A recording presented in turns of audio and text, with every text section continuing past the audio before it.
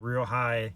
Like, we're a professional business. We have taxes, we have insurance, we have equipment that we have to pay for. If you did that point, you know. We will be here weekly. We have good communication. Things like that. You have to be able to sell yourself. You have to look presentable. You have to be able to sell your business.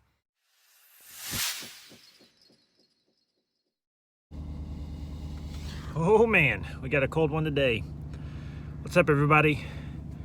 Back for another truck talk video. I'm letting the truck warm up now. Let me see if we can see that. It's snowy. Another snowy day here in the Midwest. I can't wait till springtime. There we go, get all that snow off the windshield.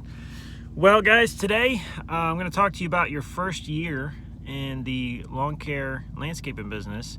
I think it's going to be an interesting video. Hopefully you'll learn a lot. We're going to hit on a lot of good points, and let's get to it. Okay, guys? All right, here we go. Had to fill up the truck and had to get a Polar Pop. So you want to start a lawn care landscaping business.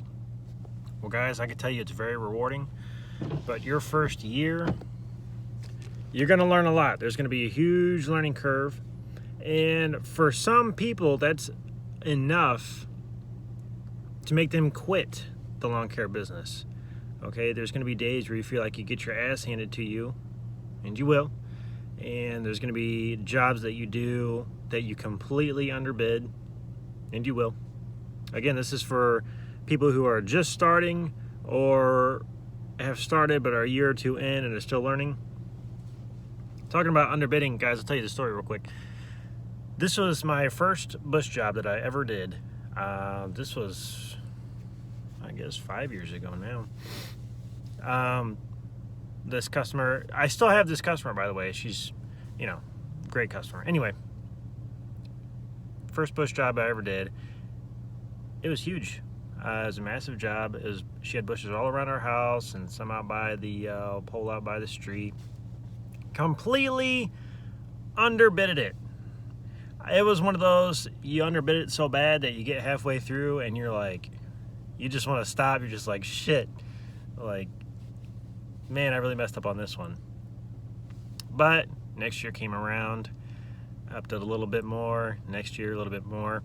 See, that's the thing. Even if you guys do underbid jobs, you can learn from it. And over time, okay, you increase the prices steadily. Now, if you do this with your business, you will lose customers because, I'm a believer in that you got to keep your customers how you found them. If you came in cheap, they're going to expect cheap work. And over time, as you raise prices, even if you do a weekly yard, if you raise it by $5, you'd be surprised how many people drop you. But, again, that goes back to believing in yourself and knowing your worth, which is what we need to remember. Try to make the most of it. Have fun, but know your worth. You're gonna throw out a price, and then people are gonna come in just super low, and they're gonna haggle you. And if you're not solid in your beliefs, then you're just gonna topple over and either not do the job or do it and just be mad the whole time because you feel like you're getting underpaid. So having said that, don't beat yourself up if you have multiple jobs where you just underbid. Over time, you're gonna learn. You're gonna learn some hard lessons, but I promise you it'll be worth it. Just keep going. You got to be persistent and don't give up. That's the thing. Let's see. Another thing that people can get caught up in when starting out is their equipment. You do not need the nicest equipment. Hell, your equipment can, you can just rig it up and make it work, but as long as it's making you money, then I don't know. I get attached to my equipment. I love my equipment, okay? I take really good care of my equipment. It's not the best equipment in the world. When I first started, almost all of my equipment was for free. I got it from somebody. Family members loaned it to me.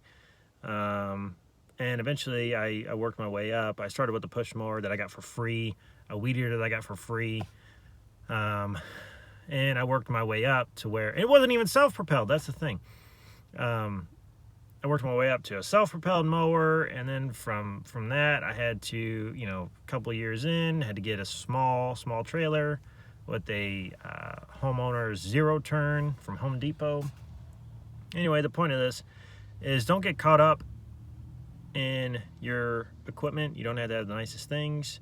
You know, you see guys in their big trucks that are wrapped with logos, and yeah, it looks really cool, you know, but they're to that point in their business, or I'm assuming they are, to where they could use all that stuff as write-offs, and, you know, they have the customer base to be able to fund that stuff. You know, that's something else you got to keep in mind. I would not go in debt. Do not go in debt to wrap your truck. Do not go in debt to get a nice truck. You know, whether it's your truck, your mower. I do like to have a nice weed eater. I'm not going to lie, because there's nothing more frustrating than a weed eater that won't work. Like, I could just take it and snap it in half.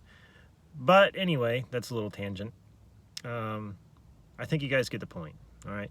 As long as your equipment's functional, who cares how it looks, go out there and make you some money. Let's see. Acquiring customers. I've touched on that in my recent video of how to start a lawn care business in 2021. You know, word of mouth is your best friend to start getting customers. You know, you can go on Vistaprint. What I did, I made up a flyer on my home computer and went to several neighborhoods, walked, knocked on doors. If I seen somebody, this is what I would do that really worked for me. I would see somebody out in their yard, pushing their yard. They look like they're just hurting, that they don't want to be out there. They look miserable. So I would actually pull over on the side of the road, put my truck in park, and I would walk up to them. I'd put my hands up like, hey, just, you know, I would introduce myself. I'd say, you know, my name's Lance. I own a small local lawn care business here in town. I see that you're pushing your yard, but if you ever want somebody else to maybe give you a bid or a quote, or if you think you're interested in having somebody else cut your yard, here's my flyer. And walk away. Say thank you for your time and walk away. Most of the time what they'll do is, well, how much would you charge? And guys, be honest, all right? Don't go in low. You got to at least know your area on what the yards go for. And again, if you charge a premium, then stick with that premium, and be solid. You know, sometimes you have to justify if you come in real high. Like, we're a professional business. We have taxes, we have insurance, we have equipment that we have to pay for, if you're to that point, you know. We will be here weekly. We have good communication. Things like that. You have to be able to sell yourself. You have to look presentable. You have to be able to sell your business. You know, there's so much to this lawn care game. It's way more than just cutting grass. And I feel like guys in lawn care, we don't get enough credit, you know, because people are just like, oh, well, anybody can do that. Anybody can grab a push mower and cut some yards. Yeah, but there's so much more to it. And as you guys grow and develop, just like myself, I'm still learning so much. You know, I've been 5 years now, and I'm still learning every day. But, you know, I feel like lawn care guys don't get enough credit for the work that they do and the value that they put out there. So, yeah, I think I'll end it on that, on a good, positive, you know, note. I hope you guys got some motivation from that. If you got any questions, you know, drop it down in the comment box. Please drop a like, hit subscribe. We got a lot more videos coming this spring, summer, this season. Right now we just got to get through all the snow, all the all the winter snow. Which, that's a whole nother video on how you can make money. All right, see you guys later. Peace.